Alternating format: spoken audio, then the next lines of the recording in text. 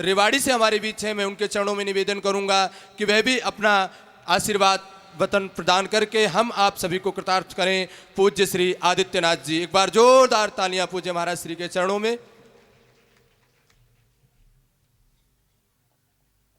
ओम वेदाहमेदं पुरुषं महंदम आदित्यवर्णं तमसः परस्तात् तमेव विदित्वा मृत्युमेति नान्यः पंथा विद्यते नयायः।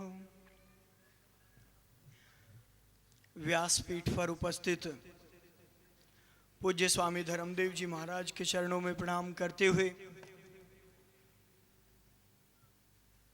मेरे साथ मंतस्थ बैठे हुए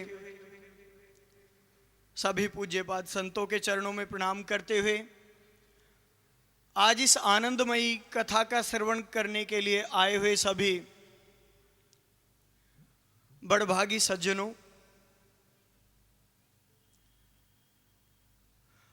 प्रसंग गाय का चल रहा है तो स्वामी जी अभी स्वामी सूर्यानंद जी बहुत प्यारी बात कह रहे थे कि गाओ विश्वस्य मातरः। गाय भारत की ही नहीं अपितु पूरे संसार की मां है और इस भारत की बहुत बड़ी देन रही है। जिस समय ये देश आजाद नहीं हुआ उससे पहले महात्मा गांधी ने एक बहुत बड़ा नारा दिया था इस देश को आजाद कराने से पहले, और तभी ये देश आजाद हुआ। उसने कहा अगर ये देश आजाद हुआ तो मैं सबसे पहले हिंदुस्तान में भारत में गोहत्या बंदी का कानून बनाऊंगा। सारे हिंदू और मुसलमान सब एकत्रित हुए, लड़ाई लड़ी और सौभाग्य से ये देश आजाद भी हुआ, परंतु आज दुर्भाग्य से वो कानून नहीं बन पाया। तो क्या आखिर ये कानून बनेगा ही नहीं? क्या आखिर ये कानून बनेगा ही नहीं जिसे हम मां कहते हैं, विश्व की मां कहते हैं? और ऐसा ही नहीं, कुछ देश ऐसे हैं जहां कहीं पर भैंस का अगर दूध पिला दिया जाए तो उसको आजीवन कारावास की सजा है, अगर बेचने वाला पकड़ा जाए तो उसे 7 वर्ष की सजा है। और हम लोग यहां पर बड़ी कुशलतापूर्वक स्वच्छंद होकर इस बात को स्वीकार करते हैं कि भाई भैंस का दूध बड़ा गाढ़ा है। भाई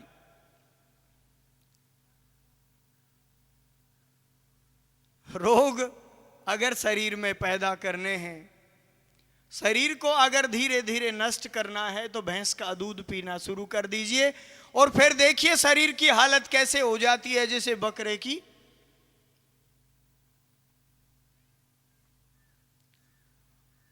तो मैं पूज्यपाद तो इस अभियान को लेकर चल रहे हैं, पर मैं भी इन कथा सुनने वाले लोगों से एक निवेदन करना चाहूंगा कि आने वाले समय में एक बहुत बड़ा निर्णय आने वाला है आप लोगों के बीच में,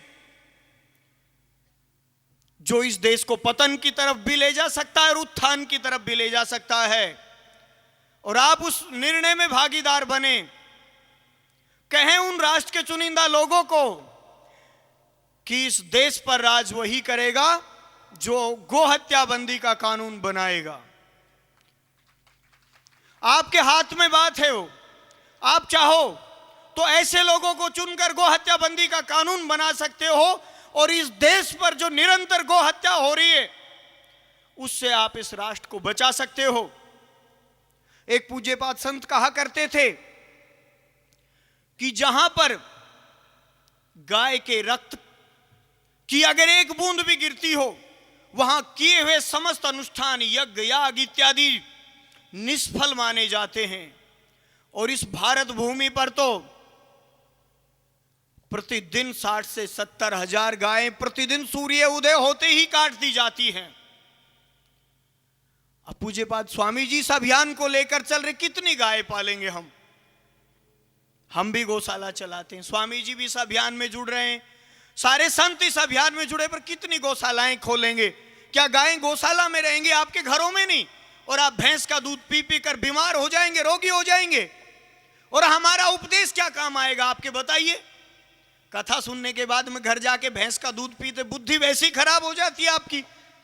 इसलिए कई बार सोचने पर मजबूर होना पड़ता हमें भी कि आखिर इतनी कथा सुनते हैं लोग, इतने संत हैं, प्रतिदिन उपदेश चलते हैं, हर व्यक्ति अपने आप में किसी ना किसी संत का शिष्य कहलाता है, फिर इतना दुराचार, इतना व्यभिचार, इतना भ्रष्टाचार क्यों?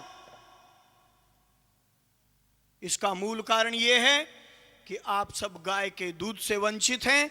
इसलिए निवेदन करना चाहूंगा और पूज्यपाद इतने रसास्वादन कराएंगे, उनके साथ में इस योगी आदित्यनाथ की एक बात का ध्यान रखना कि आप गाय का दूध सेवन करना जरूर करें, जिससे ये कथा का जो प्रसंग है, पूरी कथा में कहीं भैंस का विवरण आ जाए तो मुझे बताना। स्वामी जी कई बार आपको गाय का विवरण बताएंगे, गोकर्ण की कथा भी आएगी वहां पर कहीं भैंस कर्ण की कथा नहीं आएगी,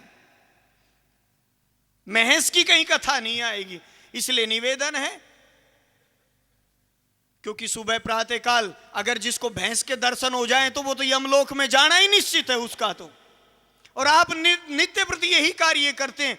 गांव में देखा हूं मैं, अक्सर देखता हूं, जोड़ में जो तालाब होता है उसमें भैंस घूमती रहती है, वो बड़े मस्ती से सुबह उठते भैंस के ही दर्शन होते हैं। तो आप लोग तो यमलोक के पहले ही दर्शन करने के लिए तैयार हैं। इसलिए निवेदन है, अगर यमलोक से बचें, रोगों से बचें, तो गाय को पालें, देश को बचा लें। यही निवेदन, यही संदेश। ओम सम। बहुत बहुत धन्यवाद पूज्य महाराज श्री का, जिन्होंने अपने भावभीनी वाणी से जो संदेश देश को, समाज को दिया है। सब संत मिलके उस समाज को, उस संदेश को और उसी संकल्प को साकार करने में लगे हुए हैं। निश्चित ही वह दिन बहुत जल्दी आएगा कि घर घर हमारी गौ माता पूजी जाएगी, और जो आज गौ माता है वो राष्ट्र माता भी घोषित होगी निश्चित ही, क्योंकि संकल्प के इस सुंदर मिशन में इतनी ताकत होती है कि जिस कार्य के लिए वो चल दें, वो कार्य सार्थक करके ही पीछे तक कदम हटाते हैं। और मेरे भाई बहन, अब आइए हम चलें उस पावन दर पे, जिस वाणी को सुनने के लिए देश के करोड़ों भक्त लालायित हो रहे हैं। बार बार फोन पे फोन आए जा रहे हैं, लेकिन आज इस मंच पे इतने महापुरुष, इतने हमारे भगवान स्वरूप संत विराजमान थे, इनका आशीर्वाद भी हम आप सभी को मिला। इसलिए पुनः एक बार सभी महापुरुषों का जोरदार तालियों से स्वागत, अभिनंदन, सभी के चरणों में प्रणाम करता हुआ कि जिन्होंने अपने बहुमूल्य समय में से जो समय निकाल के गौ माता के इस संकल्प को साकार करने के लिए जो अपना समय प्रदान किया, उनके चरणों में प्रणाम करते हुए इसी प्रकार वो इस मिशन में, इस संकल्प से जुड़े रहेंगे। और कल से जो कथा का समय ठीक 10:30 बजे ही शुरू हो जाएगा। आज हमारे महापुरुषों का आगमन था, इसलिए कथा में थोड़ा विलंब हुआ। तो आइए अब चलते हैं हम आप सभी मिलके पूज्य महाराज श्री के पावन दर पे। एक बार भागवत जी को प्रणाम करते हुए वहीं से हाथ जोड़ के भागवत जी को प्रणाम करेंगे। तत्पश्चात जोरदार तालियों के माध्यम से एक बार पूज्य महाराज श्री के चरणों में निवेदन करेंगे और प्रार्थना करेंगे उनके चरणों में कि आज की श्रीमद् भागवत रूपी कथा में हम सभी भक्तों को गोते लगवा के हमारे जीवन को धन्य एवं कृतार्थ करें। अभी अभी हमारे बीच जींद से आदरणीय श्री शील माता जी पधारी हैं। एक बार जोरदार तालियां उनके लिए, जिनका इस हॉस्पिटल के लिए बहुत बड़ा सहयोग और बहुत योगदान है। तो पुनः पूज्य महाराज श्री के चरणों में प्रणाम करते हुए निवेदन करेंगे कि आज की ज्ञान गंगा में हम सभी भक्तों को गोते लगवा के हमारे जीवन को धन्य एवं कृतार्थ करें। पूज्य महाराज श्री। बोल वृंदावन बिहारी लाल की, श्री व्यास जी महाराज की जय। जय श्री राधे।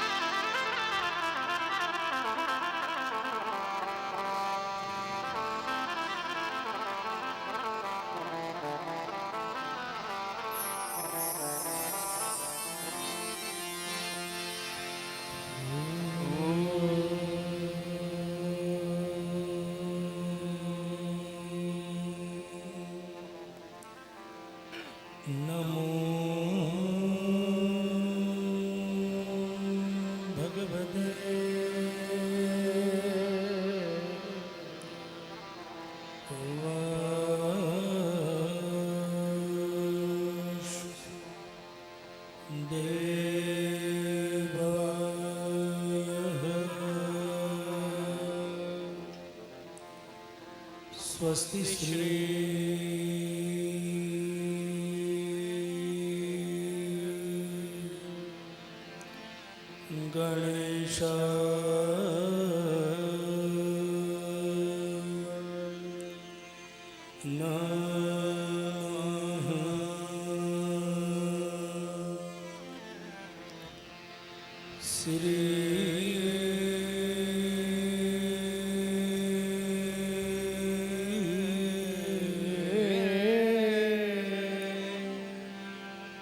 सरस्वती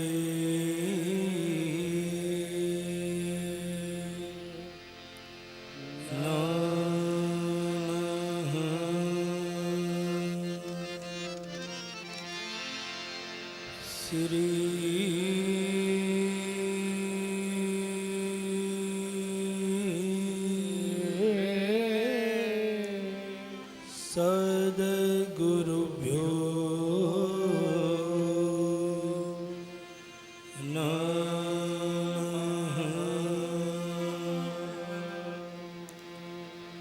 बंसी विभू शीतकरा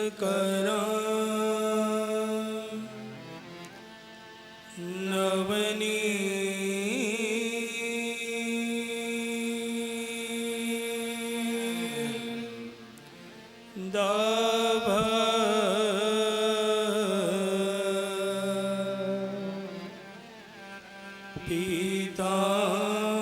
पीताम्बरा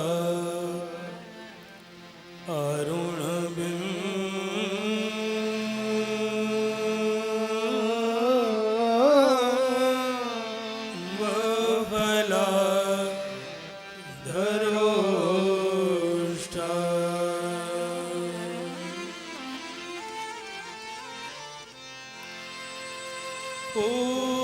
पूर्णेन्दु सुन्दरमुखा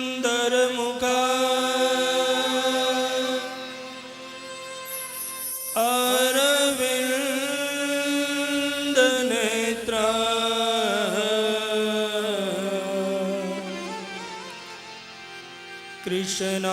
कृष्णात् परं किमपि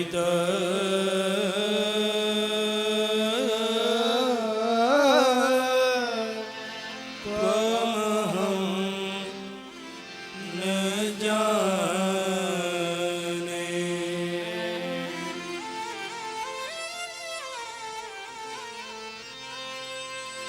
कृष्णः त्वदीयपदपं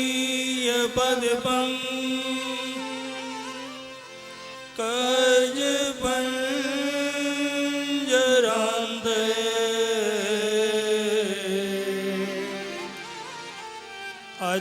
अद्यैव मे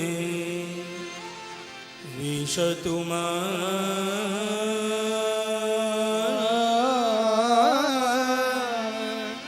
न सरा जेहंस।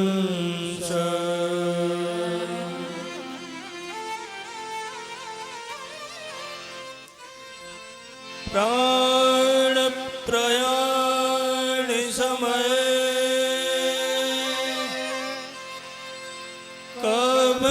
कभवात बितई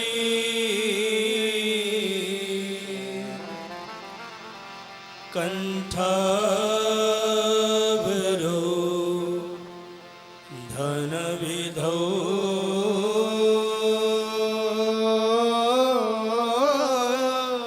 स्मरणं कुतस्ते।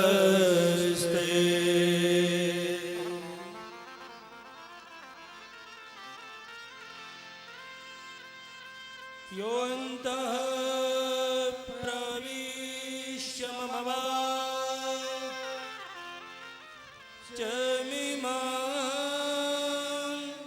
प्रसुप्तां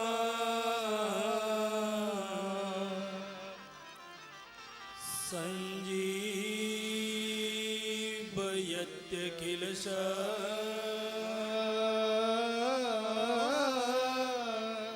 शक्तिधर स्वधाम्ना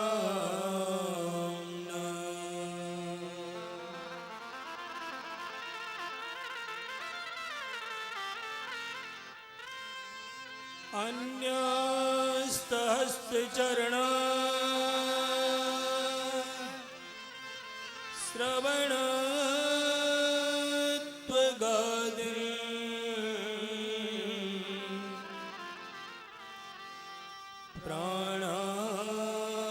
प्राणान्नमो भगवते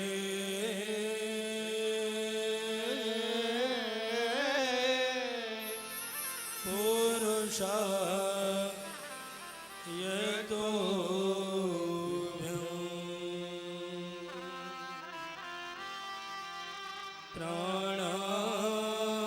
प्राणान्नमो भगवते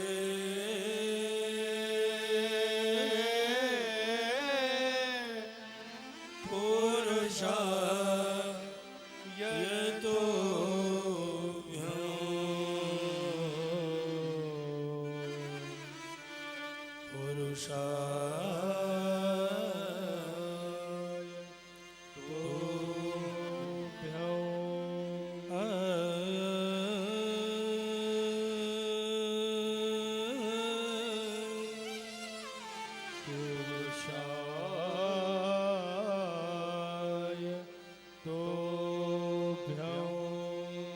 जयन्ती मंगलाकाली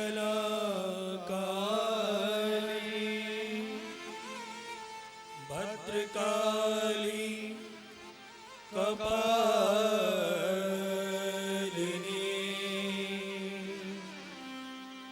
दुर्गा क्षमा शिवा धात्री स्वाहा स्वधा नमोस्तुते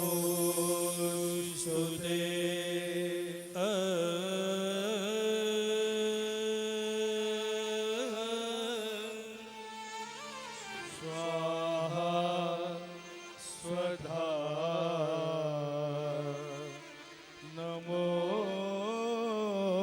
नमोस्तुते मच्चमः पातकी नास्ति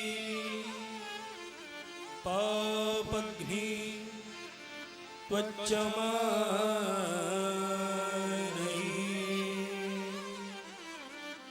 एवं ज्ञात्वा महादेवी यथा योग्यं तथा कुरु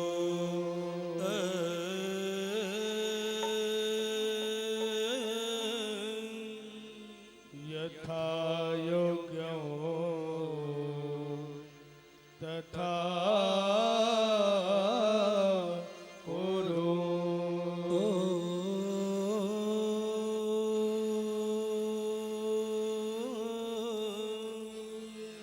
यथा योग्यं तथा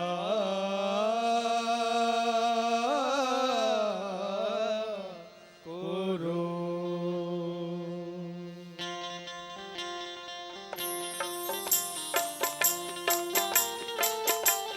उठाइए अपने हाथों को, आइए स्तुति करें सारे। ओहो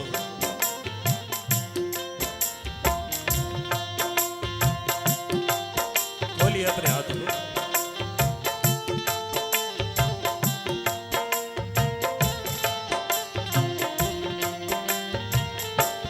प्रार्थना कर, हरि बोल। जितना भाव से प्रार्थना करोगे उतना ही फल जाएगा। हरि बोल हरि बोल।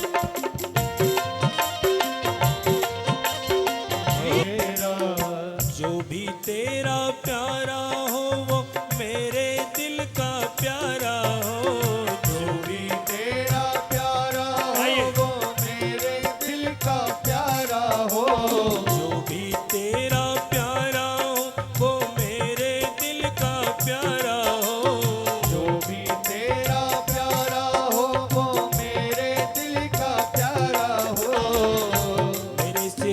ताज मेरी आँखों का तारा हो। मेरे सिर का ताज मेरी आँखों का तारा हो। सब में हाँ सब में सब में हाँ सब में सब में निहारूं रूप सुनहरा। यों बीत जाए जीवन मेरा। सब में निहारूं रूप सुनहरा यों बीत जाए जीवन मेरा। तेरी पूजा करते बीते सांझ सवेरा।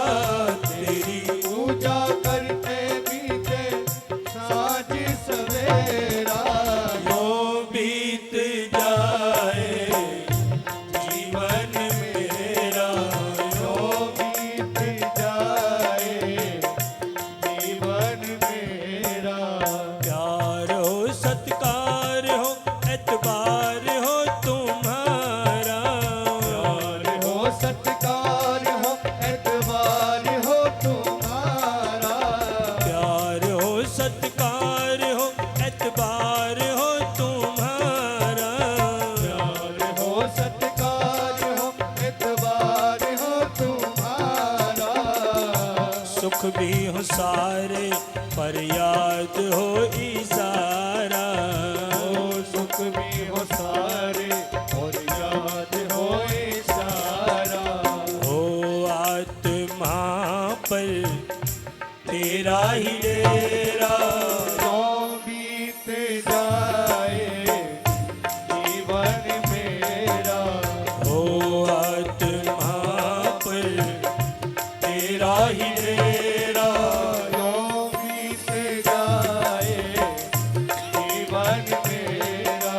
तेरी पूजा करते बीते सांझ सवेरा। जीवन मेरा यों बीत जाए जीवन मेरा। हरे कृष्णा हरे कृष्णा हरे कृष्णा कृष्णा कृष्णा हरे हरे।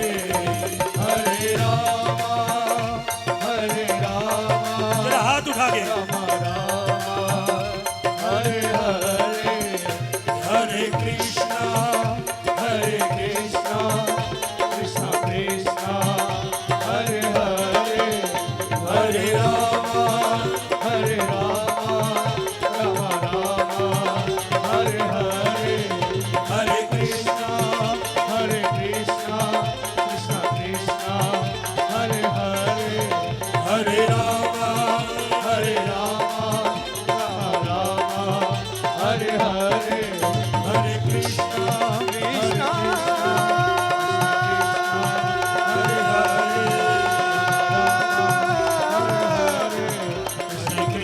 कृष्णा हरे कृष्णा हरे हरे हरे कृष्णा हरे हरे कृष्णा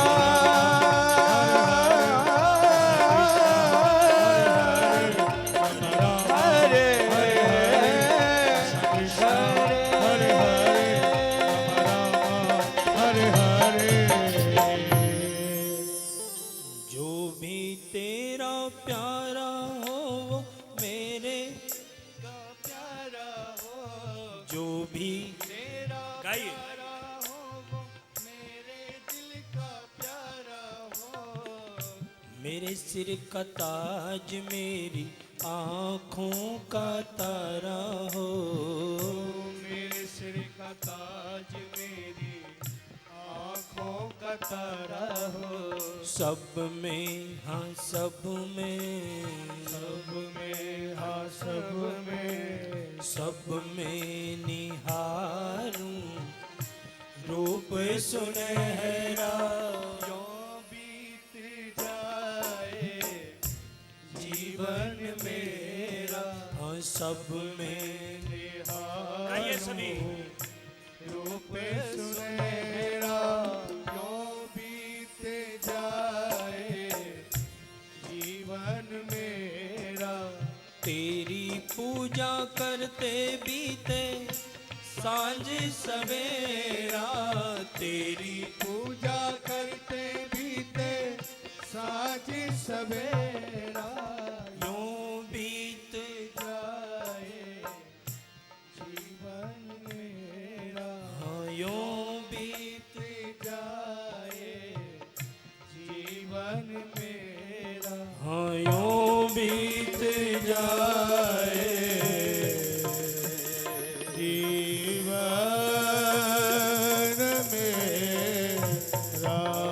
बोले वृंदावन बिहारी लाल की जय, भागवत महापुराण की जय, व्यास भगवान की जय, श्री सुखदेव जी महाराज राज की जय, जय जय श्री राधे, जय जय श्री राधे, जय जय जय श्री राधे, श्री जमदग्नि ऋषि जी महाराज राज की जय, नगर खेड़े की जय, श्री द्वारिकाधीश की जय। परम मंगलमय परात्पर अखिलेश्वर अकारण करुणा वर्णालय भक्तवांछा कल्पतरु भगवान कृष्ण की बांकी झांकी को वंदन करते हुए इस भूमि को प्रणाम करते हुए मेरे हृदयस्थ बैठे हुए श्री ऋषि को प्रणाम करते हुए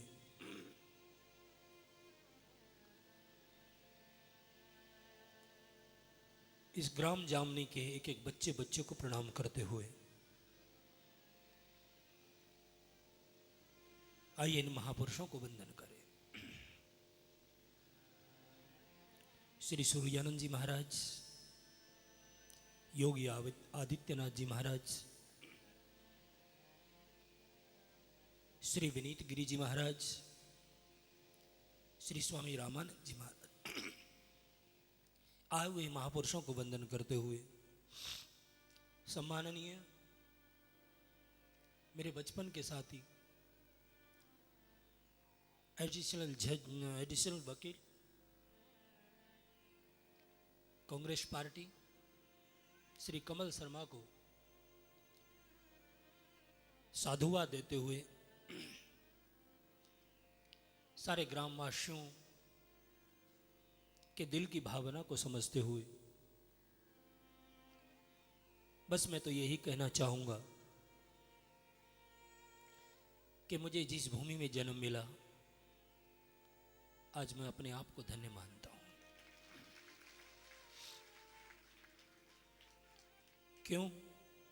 क्योंकि जहां एक संत तप कर लेता है वो जगह दुनिया की सबसे बड़ी चीज बन जाती है, सबसे बड़ी जगह बन जाती है। क्योंकि तीर्थ वही कहलाता है जहां कोई संत बैठता है। भले ही भगवान उतर के आ जाए वो जगह तीर्थ तब तक नहीं बनेगी। कब तक? जब तक कोई संत बैठ करके भजन नहीं करेगा वहां।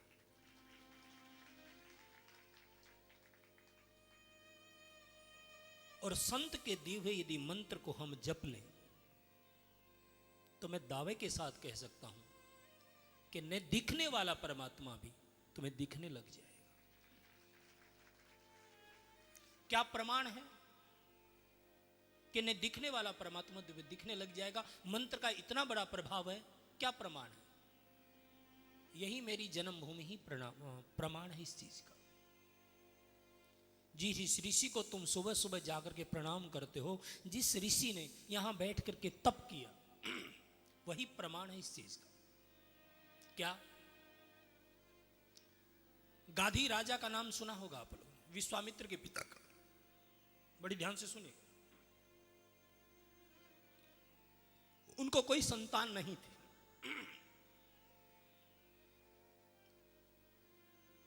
उनको एक बिटिया थी जिसका नाम था सत्यवती।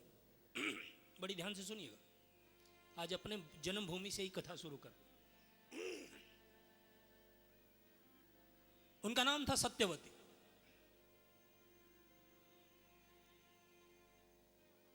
उसका विवाह ऋचिक मुनि के साथ हुआ। ऋचिक मुनि तप पर बैठे थे। एक बार गाधी राजा के दरबार में पधारे और कहने लगे, तुम अपनी बिटिया मुझे दे दो, मैं इसके साथ शादी करना चाहता हूं। राजा मना तो नहीं कर सके, लेकिन राजा ने एक ऐसी शर्त रख दी जो मुमकिन नहीं थी। क्या शर्त रखी? कि यदि आप 1000 श्वेत वर्ण के घोड़े मुझे दे दो जिसका एक कान काला हो, ऐसे 1000 यदि घोड़े मुझे दे दो तो मैं अपनी बेटी की शादी आपके साथ करूं। अब इतने घोड़े कहां से लेके? लेकिन एक बात कहूं, तपस्वी के लिए कोई भी चीज नामुमकिन नहीं होती। कठिन थोड़ी हो सकती है, मानता हूं इस बात को, लेकिन ऋषि के लिए नामुमकिन कुछ भी चीज नहीं होती है। यह बिल्कुल लिख करके रखिएगा। क्यों? क्योंकि आप लोग थोड़े संतों से दूर रहते हैं, हम संतों के अंदर रहते हैं, इसलिए वही बात बता रहा हूं आपको। उनके लिए असंभव कुछ भी नहीं होता। हां, कठिन जरूर होता है, असंभव कुछ भी नहीं है उसके लिए। महाराज वो वरुण देवता के पास गए। वरुण देवता जल के देव हैं, ध्यान रखना। वरुण देवता के पास गए और वरुण देवता के पास जाकर के उन्होंने कहा, क्या मुझे 1000 घोड़े दे दो श्वेत वर्ण के जिसका एक कान काला हो। महाराज वरुण देवता ने दे दिए और ला करके उन्होंने गाधी राजा को प्रदान कर दिया। और जो ही प्रदान किया, उसने अपनी बेटी सत्यवती की शादी ऋचिक मुनि के साथ कर दी। लेकिन कुछ प्रारब्ध ऐसा हुआ कि ना तो गाधी को बेटा और ना ऋचिक मुनि को बेटा। लेकिन एक दिन सत्यवती अपने पति से कहने लगी, आप तो तपस्वी हो, मंत्र के माध्यम से कुछ भी कर सकते हो, क्या आप हमें एक बेटा नहीं दे सकते? लेकिन ऋषि ने कहा, तुमने कहा नहीं, बेटे की इच्छा जाहिर नहीं की, क्योंकि जब तक कहोगे उसको पता कैसे चलेगा कि तुम्हें इच्छा है किसी चीज की। इसलिए अपना प्रस्ताव रखिए। इसलिए आज तुमने बेटे की कामना रखी, मैं आपके लिए चरु पका देता हूं, मंत्रों से अभिमंत्रित कर देता हूं, उसे तुम्हें बेटा हो जाएगा। लेकिन जब पति ने ये कहा, बेटी को लालच हो गया। क्या? कि फिर तो मेरी मां के लिए बनवा लूं। क्यों? मेरे तो कोई भाई भी नहीं, अपनी मां के लिए बनवा लेती। तो उसने कहा, हे पतिदेव, हे ऋषि श्रेष्ठ, आप मेरी मां के लिए भी बना दो। क्यों? क्योंकि मेरे को भाई नहीं है कोई। तो ऋषि ने मंत्रों के माध्यम से 2 चरु बना दिए, एक मां के लिए और एक बेटी के लिए। बड़ी ध्यान से सुनिएगा, ये तुम्हारी इसी जन्मभूमि की बात बता रहा हूं, जामनी गांव की बात बता रहा हूं, बड़ी ध्यान से सुनिएगा।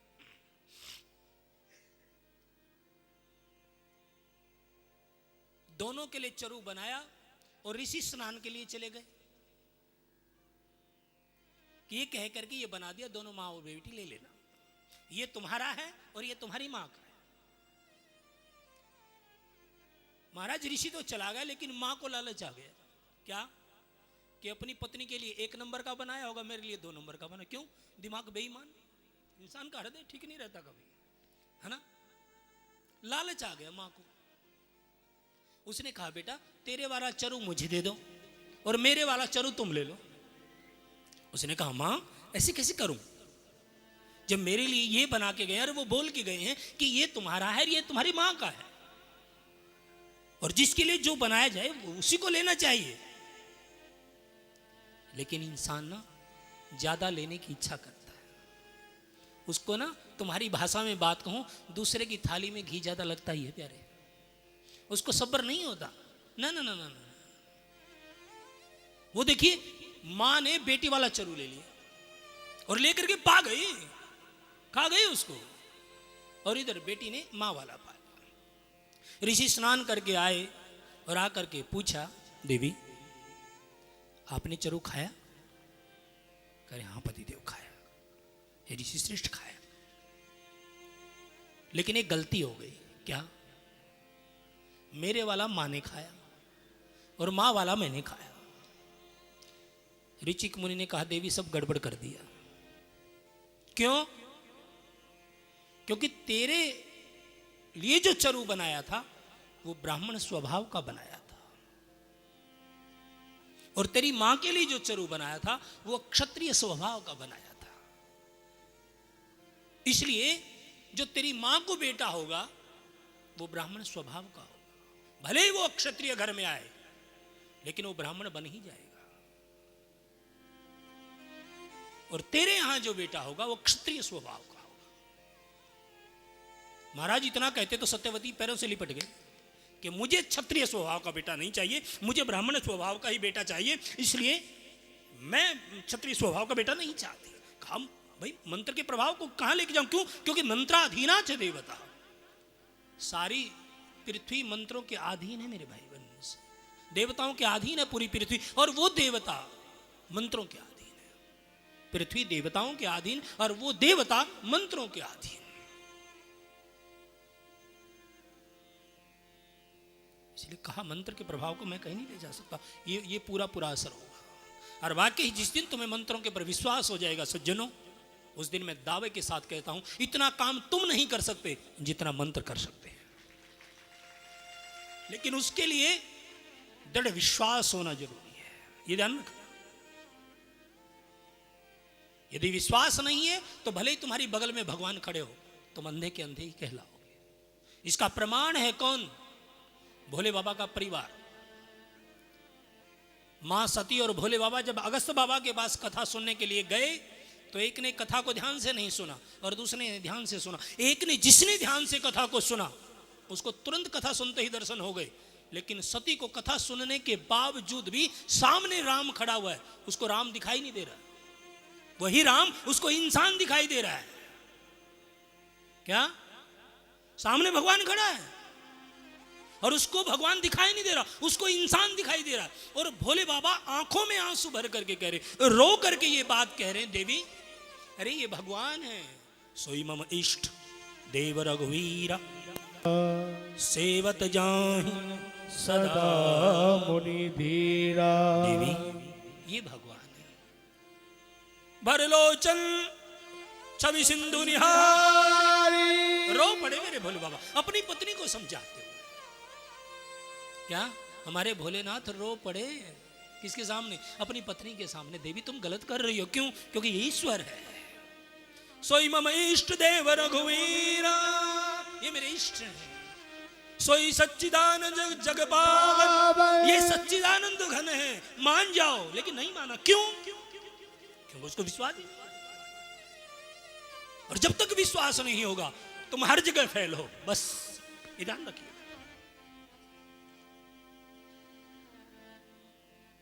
और मंत्र पर यदि विश्वास हो गया तो सब कुछ संभव हो सकता है। जो तुम्हारी जिंदगी में कभी हो भी नहीं सकता, तुम सोच भी नहीं सकते, वो तुम्हारी जिंदगी में घटित हो सकता है। जिसके बारे में सोच नहीं सकते तुम लोग। वो देखिए, वो जब पैरों में गिरी तो पतिदेव ने कहा इतना कर सकता हूं। कितना? कितना कर सकते हो?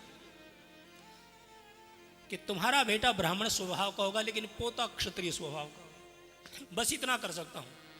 इस स्वभाव को दूसरी पीढ़ी में ला सकता हूं। बस इतना कर सकता हूं। कहा मेरे को ब्राह्मण स्वभाव का पोता जैसा होगा, आगे भोगेंगे जो भी देखा जाएगा, लेकिन मेरे को ब्राह्मण स्वभाव का होना चाहिए। और जब निवेदन किया तो ऋचिक मुनि ने उस प्रभाव को निकाल करके पुत्र में दे दिया। देखिए रे, मंत्र क्या नहीं कर सकता, तुम्हारा विश्वास होना चाहिए।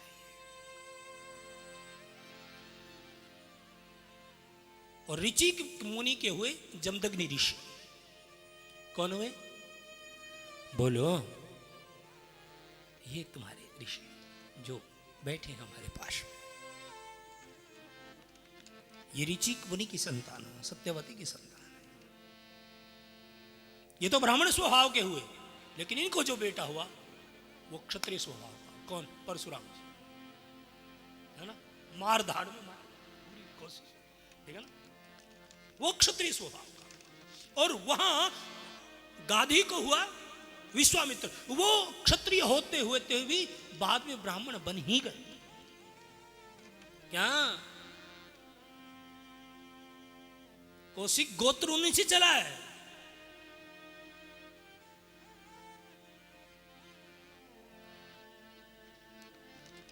तो मंत्राधीना च देवता।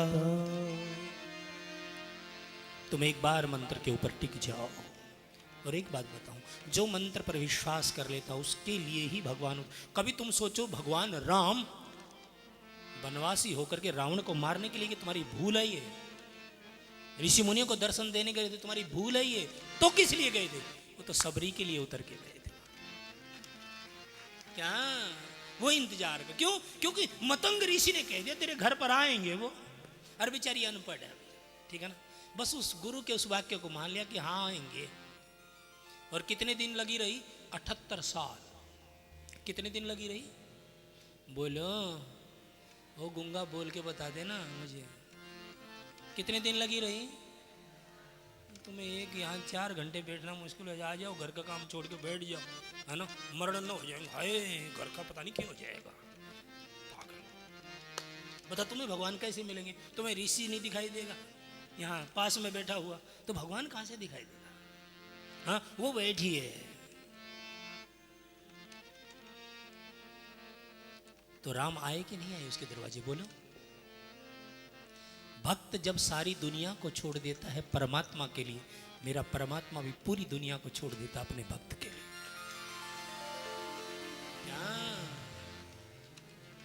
नाहं वसामि वैकुंठे योगिनां हृदयेन च मम भक्ता यत्र गायन्ति तत्र तिष्ठामि नारद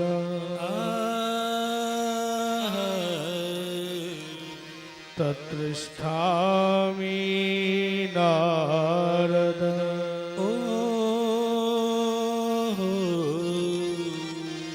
तत्तिष्ठामि नारद तत्तिष्ठामि नारद। भगवान नारद के सामने कह रहे हैं कि मैं रहता कहाँ हूं? मंदिर में रहते हो? नहीं। तो मस्जिद में रहते हो? नहीं। वैकुंठ में रहते हो? नहीं। तो कहाँ रहते हो? जहाँ मम भक्त प्रेम चित गावे वहाँ बसत सुख पाऊं, वहाँ रहता हूँ जहाँ मेरी भक्त मंडली इकट्ठी होकर के मेरा संकीर्तन करती है, मुझे गुनगुनाती है, मेरे नाम पर बैठ जाती है, वहाँ रहता हूँ। और यदि वो मेरा बन जाता तो मैं पग धोऊं। क्या कह रहे हैं वो? मैं उसके पग धोकर पीने के लिए तैयार हूं। कौन कह रहे हैं? भगवान। रथ हाँकूं, उसका ड्राइवर बनने के लिए तैयार हूं। किसका?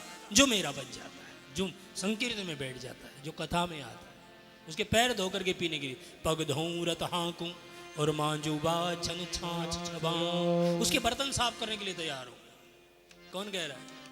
भगवान। किसी के भांजे हैं? हाँ। किसके? जनाबाई के। महाराष्ट्र में हुई है, कीर्तन करती रहती थी बेचारी, थी गरीब। क्या करती थी?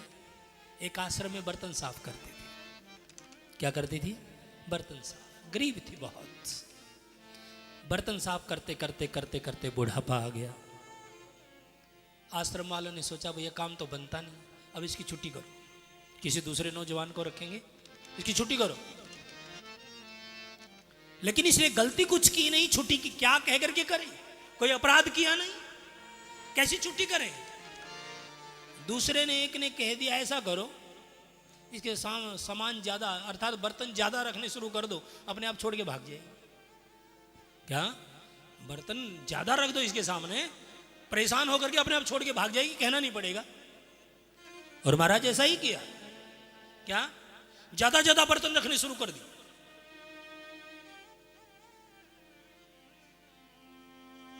लेकिन कहने की हे ठाकुर इतने कैसे मांजू, कैसे साफ करो इतने? मेरा ठाकुर साड़ी पहन करके प्रकट हो गया भाई, और उसे कहता माँ तुम मुझे कीर्तन सुनाओ, मैं तुम्हारे बर्तन साफ करती हूँ। क्यों? क्योंकि तुम्हारे कीर्तन बहुत मीठे लगते हैं मुझे, आप सुनाओगी ना? कह रहे हाँ। अब वो कीर्तन सुना रही है और भगवान औरत का रूप लेकर के उसके बर्तन साफ कर रहे हैं। क्या? औरत का रूप बना करके उसके बर्तन साफ कर रहे हैं वो। आश्रम वालों ने सोचा भैया ये तो कमाल कर रही है बुढ़िया। क्यों? अरे पहले इतने बर्तन अच्छे साफ नहीं होते जितने अब हो रहे बुढ़ापे में आकर के। आखिर चक्कर क्या है? तो खिड़की में को देखने लगे, देखे तो ये बर्तन साफ कैसे करती है, इतने बर्तन साफ ये जवानी में नहीं कर पाती जितने अब कर रही है। आखिर चक्कर क्या है? तो जो ही खिड़की में को देखा, ना कोई आता दिखाई दे ना कोई जाता दिखाई दे, वहीं से कोई प्रकट हो औरत के रूप में और उसके बैठ करके बर्तन साफ करे। वो तो ठाठ से बैठी है। क्या महाराज सभी ने जाकर के आश्रम वालों ने पैर पकड़ लिए और कहा मां तुम बर्तन साफ नहीं करोगे, तुम्हारी तो बैठा करके हम पूजा करें। देखा ना, सच में रे ऐसी ही बात है। तुम एक बार बन जाओ उसके, एक बार तुम ईश्वर के बन जाओ, ईश्वर तुम्हारे लिए सब कुछ करने के लिए तैयार है। क्या प्रमाण है? वो सब कुछ कर देगा। तुम्हारी हमारी जन्मभूमि ही प्रमाण है, जामनी गांव ही प्रमाण है इस चीज का। क्या कि जब जमदग्नि ऋषि ने अपना सर्वस्व अर्पण कर दिया भगवान के चरणों में, तो वो भगवान बेटा बन के आ गया। और उसने यदि अपनी मां की गर्दन काटने के लिए कह दिया, अपने भाइयों को भी मारने के लिए कह दिया, तो भगवान ने उनको भी मार डाला। क्या उनकी गर्दन उतार दी? लेकिन भगवान ये भी जानता है, परशुराम ये भी जानता कि मेरे पिता के अंदर इतनी बड़ी ताकत है, ये दोबारा भी जीवित कर दे। और जब जमदग्नि ऋषि प्रसन्न हुए और परशुराम जी से कहा कि वरदान मांगो, तो कहा पिताजी बस यही वरदान दे दो कि मेरी मां भी जीवित हो जाए और मेरे भाई भी जीवित हो जाए। देखा, अपने पिता की आज्ञा का पालन भी करते। क्यों? क्योंकि जब तुम इस भावना से जुड़ जाते हो कि मेरा पिता ही भगवान है, मां ही ईश्वर है, तो उस व्यक्ति के लिए 33 करोड़ देवता घर में आ जाया करते। दो इंसानों ने मां बाप की सेवा की है, पिता का कहना माना है, और दोनों ने ही मौत को जीत लिया। दोनों ही मरे नहीं है मेरे भाई। दो इंसानों, एक पिता में भीष्म ने और दूसरे परशुराम जी। पिता स्वर्ग पिता धर्म पिता ही परमं तप, पितृप्रीतिमापन्ने प्रियन्ते सर्वदेवता। पिता स्वर्ग पिता धर्म पिता ही परमं तप, पितृप्रीतिमापन्ने प्रियन्ते सर्वदेवता।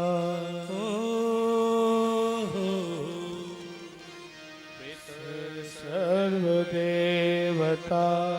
जैसे वृक्ष के जड़ में जल दे देने से उसकी शाखा, उसकी टहनियाँ, उसके पत्ते, उसका कोर, उसका फल अपने आप ही प्रफुल्लित हो जाता है, इसी तरह माँ बाप की सेवा में जो लग जाता है तो भगवान तो अपने आप प्रसन्न हो जाता है। क्या ये देखिए, ऐसा समर्पण किया और कोई मां ने अपराध नहीं किया था। चैत्ररथ नाम का गंधर्व था, बस ऋषि संध्या करने बैठे थे। हमारे कौन? जमदग्नि ऋषि संध्या करने बैठे थे और उसको थोड़ी लेट हो गई। देखिए, हमारे ऋषि मुनि, यदि तुम हमारे ऋषि के चरित्र से अपने आप को जोड़ दो तो बहुत बड़ी महिमा का तुम्हें ज्ञान हो जाए। तुम तो पूजा पाठ को इतना महत्व नहीं देते, जिस टाइम आए जिस टाइम बैठ गए, वो एक अलग बात है। लेकिन यदि पत्नी भी लेट हो गई तो पत्नी को कह दिया इसको मार डालो। क्यों? क्योंकि मेरी पूजा लेट हो गई। हाँ, तुम्हारी शादी में थोड़ी लेट लतीफ हो जाए तो चिल्लाते हो तुम, है ना? बेटे का काम में थोड़ा लेट हो तो चिल्लाते हो तुम, लेकिन क्या पूजा पाठ टाइम पे करते हो? बोलो, आगे तो आगे, नहीं आगे तो नहीं सी। हाँ, इसलिए तो मेरे भाई बहन, एक इसे इंसानियत को भूल गए हैं हम। हमने चोला इंसान का पहन लिया है, लेकिन इंसानियत की परिभाषा नहीं जानते। क्या? देखिए, पूजा में एक विधि होती है, पूजा का एक नियम होता है, पूजा की एक मर्यादा। यदि तुमने पूजा का नियम बना लिया तो जो तुम चाहते हो वो हो जाएगा। बशर्ते एक बार पूजा का अपना नियम बना लो। ये जरूरी नहीं है कि तुमने सारा ही दिन आंख नाक मुंह बंद करके बैठना, नहीं। वो चाहे 2 मिनट की हो, वो 3 मिनट की हो, अर्धरात आधी घड़ी आधी में 1 घड़ी 24 मिनट, आधी घड़ी 12 मिनट, उससे भी आधी 6 मिनट, अरे आधी में पुनिया 3 मिनट। क्या ये भी नहीं है तुम्हारे पास? हद हो गई भाई। जिस परमात्मा ने इतना जीवन दिया तुम्हें, क्या वो भी तुम्हारे पास नहीं है क्या? उसके लिए जरा भी समय नहीं है? जो संसार तुम्हें यहीं से मिला है, यहीं पे खत्म, उसके लिए लड़ते हो, मरते हो, पता नहीं क्या क्या करते हो, झूठ बोलते हो, तूफान बोलते हो, पाप, किस लिए? यद्यपि वो तुम्हारे नहीं है क्या? उनकी ड्यूटी करने के लिए तुम्हें भेजा है। और ड्यूटी पर जाने वाला कोई भी व्यक्ति दफ्तर के ऊपर कब्जा नहीं कर लेता। क्यों? क्योंकि वो जानता है कि मुझे वापस घर जाना है। क्या तुम ये भूल गए हो कि जहां से तुम आए हो तुम्हें जाना भी वही है? यहाँ की ड्यूटी कर गई, तुम तो यहाँ कब्जा करने से, हाय मेरा छोरा, हाय मेरी छोरी, हाय मेरा घर, हाय मेरी दुकान। रे पागलो, यहाँ कुछ कोई किसी का नहीं है। हाँ, और यदि है तो एक बात कहता हूं, इस शरीर का एक रोआ उखाड़ करके और दोबारा इसको लगा दो, मान जाऊंगा ये तुम्हारा है। एक शरीर का रोआ ये लगाना बस का नहीं। और तुमने जाने क्या क्या कल्पनाओं के पुल बनाते हो, क्यों पागलों की तरह घूम रहे हो? क्या एक रोआ लगाना तुम्हारे बस की बात नहीं है? तो ये शरीर भी अपना नहीं है। जिंदगी एक किराए का घर है, एक न एक दिन निकलना पड़ेगा। मौत जिस वक्त आवाज देगी, घर से बाहर निकलना पड़ेगा। क्या?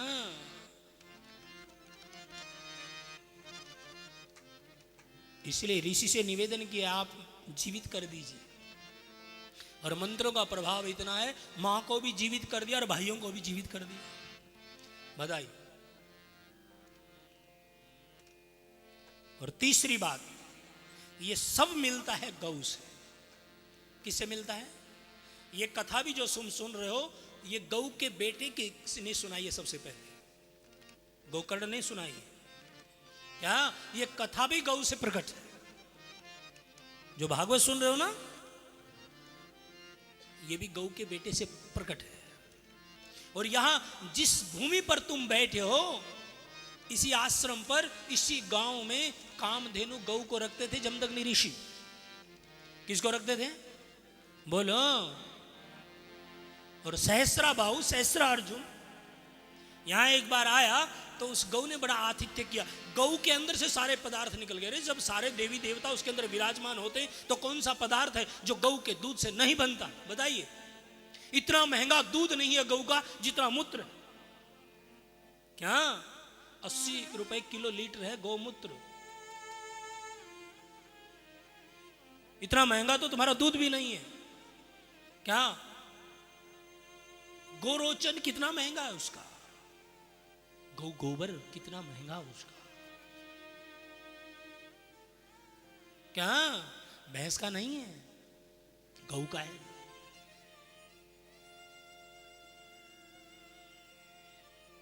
नेट खोल करके देखना गौ की महिमा को। तुम्हारे नए नए बच्चे हैं ना जो कंप्यूटर चलाना जानते हैं, तो उस नेट को खोल के देखना, तुम्हें सच्चाई सामने आ जाएगी। तुम्हारे बच्चों को बोलना, दिखाना बेटा एक बार, वो पढ़ के सुनाएंगे तुमने गौ की महिमा क्या है।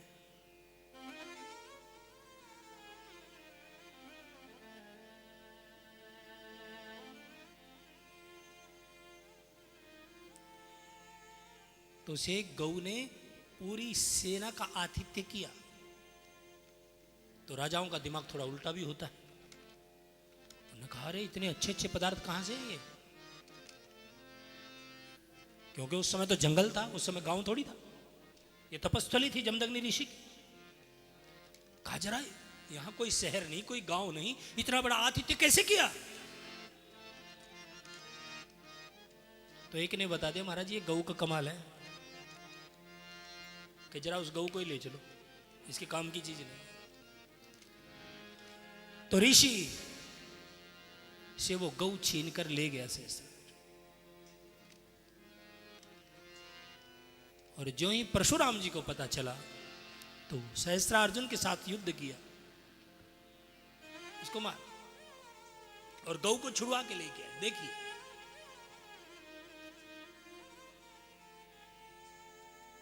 और महाराज इधर वो छुड़वाने गए, उधर सहस्त्रार्जुन के बेटाओं ने सोचा कि हमारे पिता के साथ उसने ऐसा किया। उन्होंने आकर के जमदग्नि ऋषि की गर्दन उतार दी।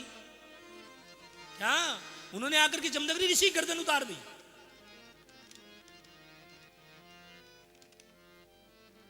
महाराज इतने परशुराम जी को जब पता चला तो आकर के पहले तो पिता की गर्दन को लगाया, क्योंकि भगवान है और भगवान कौन सी ऐसी चीज है जो नहीं कर सकता। जमदग्नि ऋषि की गर्दन को लगा और उसी दिन संकल्प कर लिया कि ऐसे दुष्टों को मैं धरती पर रहने नहीं दूंगा। है हयवंशी अक्षत्रियों को उसने धरती पर रहने नहीं, 21 बार हयवंशी क्षत्रियों को इस धरती से विहीन कर दिया उन्होंने। 1-2 बार नहीं, 21 बार। इसलिए सज्जनों, मैं कहना यह चाहता हूं कि मंत्राधीना च देवता, यदि उन मंत्रों को लेकर हमारा धर्म ठीक रहेगा, हमारा कर्म ठीक रहेगा, तो भगवान तुम्हारे घर में आ सकता है और जो तुम चाहते हो वैसा ही भगवान कर सकता है। क्या? लेकिन 2 बातें हो, तुम्हारा धर्म ठीक हो और तुम्हारा कर्म ठीक हो। इन 2 बातों का जरूर ध्यान रखना पड़ेगा। और पूजन में एक विधि हो, पूजा में एक विधि हो। नहीं तो आप देखो, गोवर्धन उठाते हुए भगवान के सामने ब्रजवासी 2-3 शर्तें रखते हैं। पहली शर्त, क्या गोवर्धन जी महाराज हमें प्रकट होकर के हमारा भोग ले लेंगे? भगवान ने कहा ले लेंगे। दूसरी शर्त, यदि इंद्र नाराज हो गया तो क्या गोवर्धन महाराज हमें बचा लेंगे?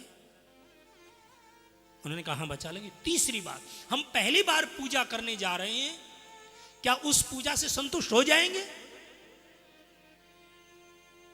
भगवान ने कहा बिल्कुल भी नहीं। क्यों? क्योंकि पूजा में एक विधि होती है, पूजा की एक मर्यादा होती है, पूजा का एक नियम होता है। इसलिए पूजा में जब तक विधि का प्रयोग नहीं करोगे, नियमों का प्रयोग नहीं करोगे, नियमों का पालन नहीं करोगे, तो वो पूजा सार्थक नहीं होगी। ये ध्यान रखो। पूजा सार्थक तभी होगी कब? जब उसमें मर्यादा हो, जब उसमें नियम हो। और जब ऐसा करके चलोगे, फिर जैसे तुम कहोगे